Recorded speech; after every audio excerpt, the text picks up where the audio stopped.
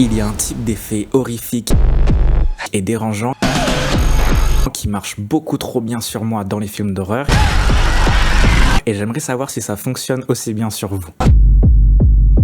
Lorsque j'ai regardé Obsession, il y a un passage qui m'a beaucoup marqué où Bear cherche Nikki et elle apparaît derrière lui avec des mouvements un peu saccadés. Et ça m'a vraiment donné envie de reproduire cet effet parce qu'il me terrifie. Certains passages du film m'ont fait penser à ça chapitre 2, notamment cette scène avec la grand-mère. Personnellement, je trouve ça super creepy de voir un personnage se déplacer ou avoir des mouvements qui ne lui correspondent pas du tout.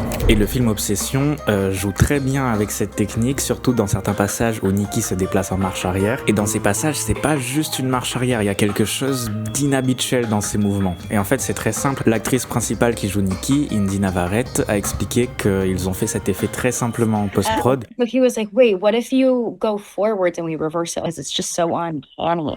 Dans le passage que moi je veux recréer à l'aide de mes connaissances, il y a un effet saccadé qui donne l'impression qu'on n'est pas sur le même nombre d'images à la seconde. Donc ce que j'ai fait, c'est que j'ai utilisé un effet qui s'appelle stop motion qui me permet de réduire le nombre d'images à la seconde, et ensuite j'ai accéléré ma vidéo pour obtenir ce résultat.